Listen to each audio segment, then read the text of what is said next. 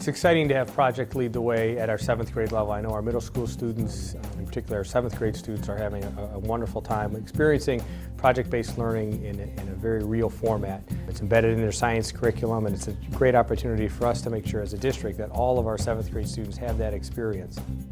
At a time and at an age when it's really important for them to start to explore what some of their interests and passions are going to be prior to entering high school. One of the concerns that we have about the project right now is what are we going to do next year? Our students and staff that have been involved have expressed that they really appreciate the program, they enjoy the program, and feel it's the type of program that we need to continue. So right now it's a challenge for us to determine what are going to be the best ways for us to find funding for the program to expand next year to the 8th grade, and ultimately what opportunities will there be for expansion of the program beyond the 8th grade level. It started with the idea that we wanted to get more of our students actively engaged in STEM technology, which involves science, technology, engineering, and mathematics. Project Lead the Way is more open-ended problem solving, where students have to figure things out on their own a lot and design their own solution.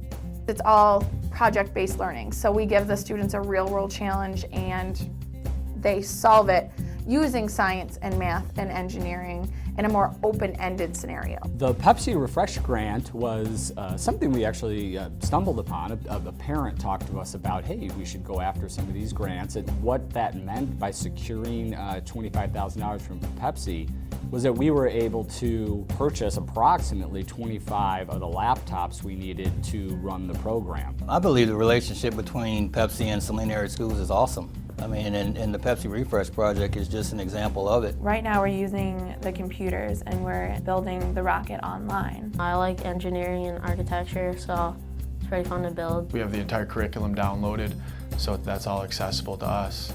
And probably the best resource is Leanne Ream, the teacher I teach with.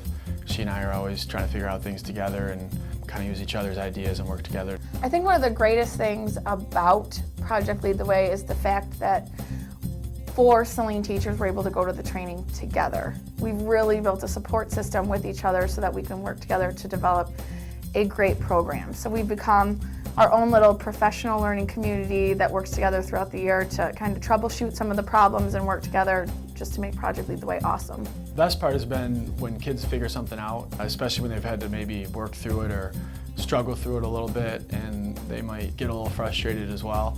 And when they finally break through and figure out a design solution to their problem, or figure out one of the more advanced technical parts of the software or the mechanisms that we use, I think seeing them kind of that light bulb go off that they've figured out on their own is pretty powerful and meaningful. They're very hands-on, they're really fun. We get to do everything pretty much on our own. You get to work with your hands more, and you get to use your brain more than just sitting in class and writing notes.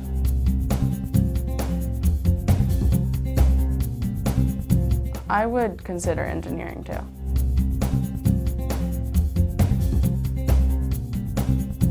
As a district, we've adopted a strategic framework that really outlined 4 goals for us. One of the main goals, and a really important opportunity for us, is to expand the opportunity for critical thinking, problem-based learning, and essentially problem-solving skills.